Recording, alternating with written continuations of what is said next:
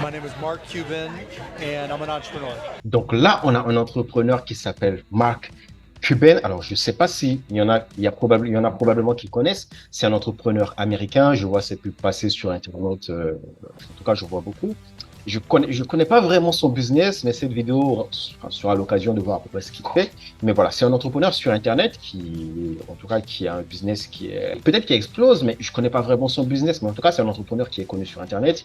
Je pense qu'il a un business solide et il va révéler son salaire. Il va révéler des choses surprenantes dans cette vidéo. Do you remember what your first job was when you were younger and how much you made? My first job Donc là, elle lui demande son premier job qu'il avait quand il était enfant. Ouais, quand il était enfant.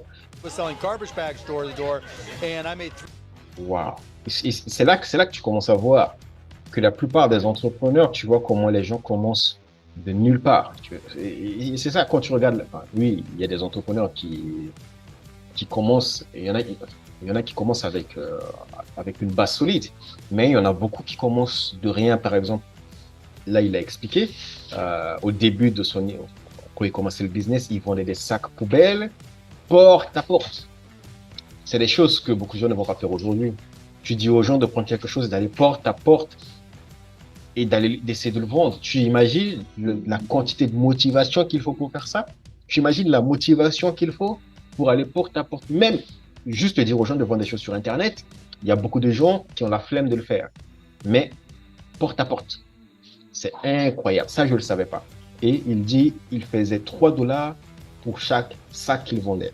Il faut savoir que dans ce type de business, quand tu vas porte à porte, le nombre de refus, c'est catastrophique. C'est-à-dire que tu peux aller dans 100 portes, il y aura peut-être... Alors, les sacs de poubelle, c'est quelque chose que les gens ont besoin quand même.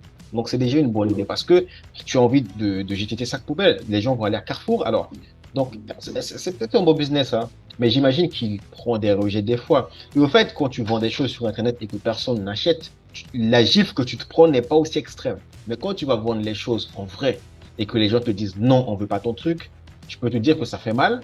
Et quand sur une semaine, il n'y a pas de vente, pour persévérer, c'est très difficile. $3 for every bag I sold.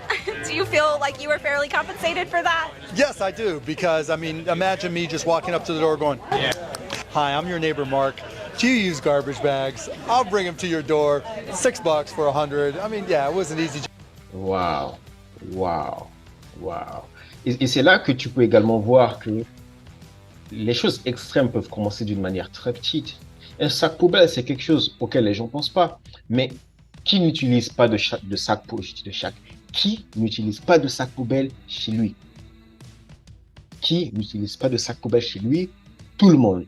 Et je te dis la vérité, moi, si aujourd'hui une personne me dit, OK, je vais tout le temps, mon voisin me dit, je vais tout le temps ramener un sac poubelle, tu me payes 1 ou 2 euros, je le prends. Et tu vois, des business bêtes. Alors maintenant, beaucoup de personnes ne veulent pas faire ce genre de business parce qu'ils se disent, on veut un business sexy, on veut créer Tesla, SpaceX. Mais si aujourd'hui tu n'as rien, il vaut mieux, commencer vaut mieux que toujours rêver. Donc, si tu as une idée de business qui n'a pas l'air extrêmement de l'amour, mais où tu sais que les gens ont le besoin, c'est peut-être le moment de le commencer. The one that made the most amount of money was when I sold broadcast.com for billions of dollars. So I sold magazines. Broadcast.com, je pense que c'est son site internet et je pense que c'est ce qui a créé sa notoriété. Vous pouvez aller voir broadcast.com. Je pense que c'est un site de podcast qui te permet d'enregistrer des podcasts à distance ou c'est quelque chose comme ça. Et c'est quelque chose qui marche vraiment aujourd'hui. Et donc, il a dit qu'il a fait des milliards avec ce site. Et tu vois, on commence petit et boum. Door to door, garbage bags door to door, worked sweeping floors, worked opening boxes in pharmacies, worked as a bartender, worked as a barback. Il a ouvert des cartons en pharmacie, il a travaillé dans les bars et c'est typiquement un mec qui a galéré comme moi, quoi. Qui a galéré comme nous, ouais, tous ceux qui regardent, c'est typiquement un mec qui a galéré comme nous et qui est allé jusqu'à... Ça nous montre que tout est possible, en fait. Worked at a bank, got fired, worked as a sales guy, got fired. Wow, il a travaillé dans une banque, il a été viré. Il a travaillé en tant que vendeur, il a été viré. Alors, j'ai travaillé en tant que vendeur et j'ai été viré. Mais pas en tant que banquier. J'ai déjà été viré en travaillant en tant que vendeur. You name it, I've got fired from that job. Any advice for people that have been fired, especially in the economy now? Any words of wisdom? You walk out the door, right after you got fired, instead of being mad, you just say, fuck it. And you just get on with it and realize that shit happens. It doesn't matter how many times you're fired. I'm a perfect example. All you got to do is get it right once. And when you're young, you know, out of school, there are no perfect jobs. Like I went from job to job to job to job, but I learned from each one of them. And I hadn't done that and gotten fired and learned, I wouldn't be here. Are you Waouh, waouh, très très inspirant. Je pense que je vais aller regarder ce qu'il fait de plus près parce que c'est très intéressant ce qu'il raconte. Et c'est quelque chose que je vois de plus chez les jeunes parce que moi, j'ai des jeunes qui viennent, je lui dis, mais va trouver un job. Tu as des jeunes qui me disent que non, tel job, c'est pas glamour. Tu en as qui me disent qu'ils ont fini leurs études et qu'ils sont en train de trouver un job et qu'ils n'en ont pas. Je leur dis, mais prends n'importe quel job que tu as devant toi. Tu ne sais déjà pas l'opportunité que ça va te donner. Tu ne sais pas, un job que tu fais à Leclerc ou à Carrefour, tu ne sais pas les portes que ça peut t'ouvrir derrière. Ça, c'est la première chose. La deuxième chose, c'est qu'il vaut mieux faire quelque chose que de ne rien faire. Il vaut mieux faire quelque chose que de ne rien faire. Et la troisième chose, c'est que se faire virer, c'est que cette énergie-là, tu peux l'utiliser pour bâtir quelque chose de grand, quoi. Donc, c'est top. Alors maintenant, oui, c'est ce qu'on attend. Nous, c'est le salaire qu'on attend. Hein. C'est bien beau l'histoire, c'est bien beau. Voilà. C'est le salaire qu'on attend, Marc. Donc, dis-nous, on a envie de savoir. comfortable sharing your salary on I don't make camera a with salary. I us? don't have a salary. I don't get paid. Ah, bah. C'est ça le piège avec les entrepreneurs. Mais c'est également, c'est le piège, mais c'est également l'avantage d'être entrepreneur. Parce que quand les gens te demandent c'est quoi ton salaire, tu leur dis, je n'ai pas de salaire.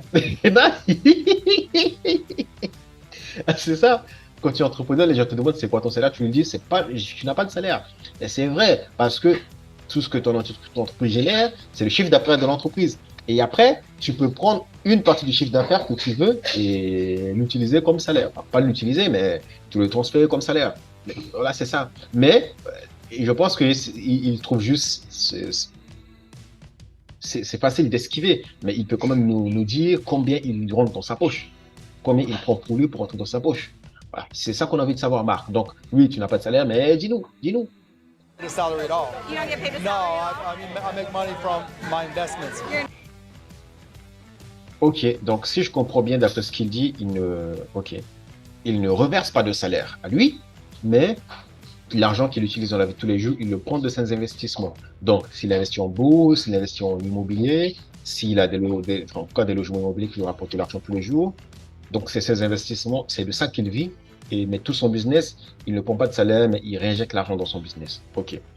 Je pense qu'en faisant ça, il doit également payer moins de taxes aux États-Unis ou des choses comme ça. Alors, je ne sais pas si aux États-Unis ou au Canada, mais bon, j'imagine. So when my investments pay me something, I do well, and when they don't, I don't.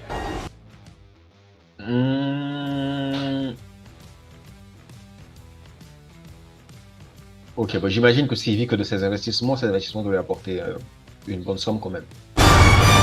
My name is Mark Cuban, and I'm a Ok, donc c'est fini. Ah ben non, moi je suis déçu, Marc. Parce que tu nous as même pas dit combien ton investissement te rapporte ou... Ouais, moi je suis déçu. Je suis déçu.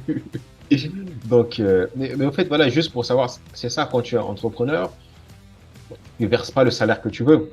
Tu as un pourcentage maximum à respecter, mais tu as toujours des rouages. Hein, tu as toujours des rouages. C'est-à-dire que même si le pays dans lequel tu vis te dit que non, tu ne peux te verser que 50% de ce que tu génères, tu as toujours des rouages. Tu peux aller acheter d'autres choses et dire que voilà, tu achètes ça pour le business. Quand tu es entrepreneur, tout est possible et tu peux décider de ne pas te verser de salaire.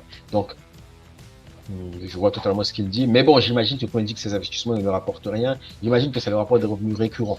Et même s'il n'a pas de revenus récurrents, au bout de 2-3 mois, ça lui arrive. Parce que si les investissements ne lui rapportent rien sur une longue journée, enfin, sur une longue période, je suis sûr qu'il va aller plonger dans l'argent du business, quoi. C'est ça la flexibilité, l'avantage que tu as en tant qu'entrepreneur.